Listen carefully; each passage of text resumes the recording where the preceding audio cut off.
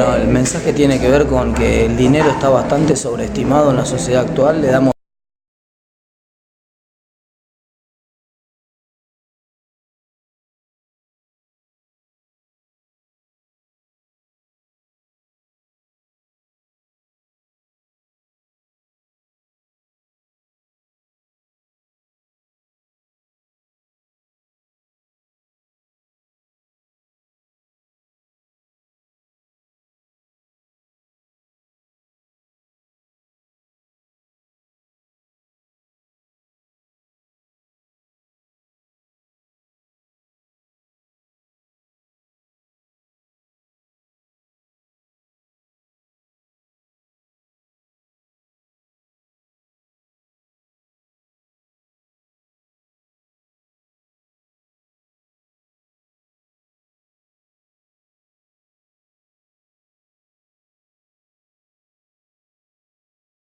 recuperar los afectos y el tiempo para estar con los amigos en la vida social, que son las cosas que todas las investigaciones de economía de la felicidad demuestran que son las cosas que realmente nos hacen felices. ¿En algún momento pensaste el tema de dinero con principios? Porque hay cosas que son de principios y no se pagan con dinero. Bueno, también ese es otro de los terrenos, el terreno de las relaciones sociales. Mira, hay muchas investigaciones que muestran que hay un terreno de relaciones sociales en los cuales el dinero no se lleva bien. Por ejemplo, hay un experimento en un colegio, en un jardín de infantes en Israel, donde los padres a veces llegaban tarde a buscar a los chicos al colegio, y entonces en el colegio, en este jardín, para resolver el problema, decidieron poner una multa. Y el resultado que se llevaron, la sorpresa, es que empezaron a tardar más los padres todavía, en vez de tardar menos, porque ahora le habían puesto un precio a una conducta que estaba mal antes, estaba mal visto. Se supone que mi deber como padre es ir a buscar a mi hijo cuando cierra el colegio a las 4 de la tarde.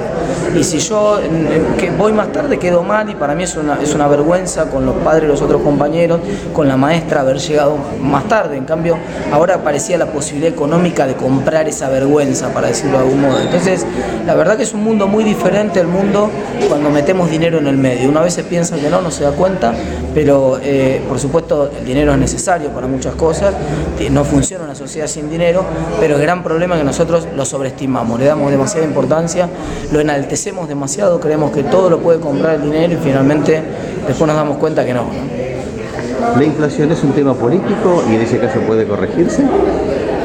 La inflación es un tema, a mí me cuesta diferenciar entre la política y la economía en general, porque la economía tiene mucho de política y la política mucho de economía.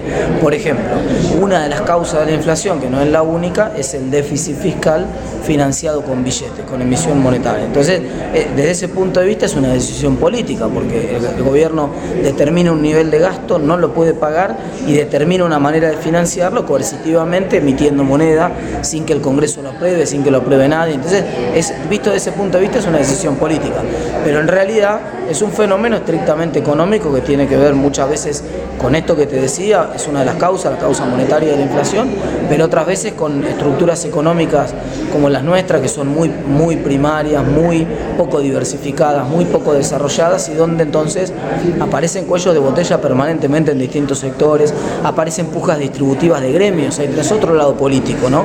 La puja distributiva de los gremios por tener un poco más de poder, que piden un poco más, y entonces después los empresarios, que también tienen mucho poder, remarcan del otro lado, y eso genera un fenómeno de pujas distributivas que también alimenta la inflación. Así que yo te diría que es un fenómeno complejo, y que sobre todo además de las causas políticas, tiene consecuencias políticas muy fuertes. ¿Por qué?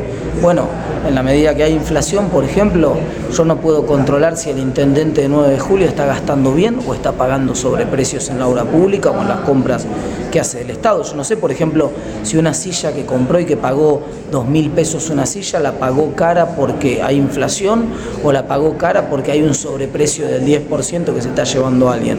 No hay manera de controlar la corrupción, se hace un picnic cuando hay inflación, porque es muy difícil, o por lo menos mucho más difícil, controlar cuando hay mucha inflación, y ni hablar el poder político de los gremios, cómo se fortalece gremios que ahora tienen la posibilidad de salir a reclamar gracias a que hay muchísima inflación, y eso les da, por supuesto, yo soy un trabajador, quiero que mi gremio salga a defender mi capacidad adquisitiva, entonces cedo mucho más confianza y mucho más poder en el gremio, ¿no?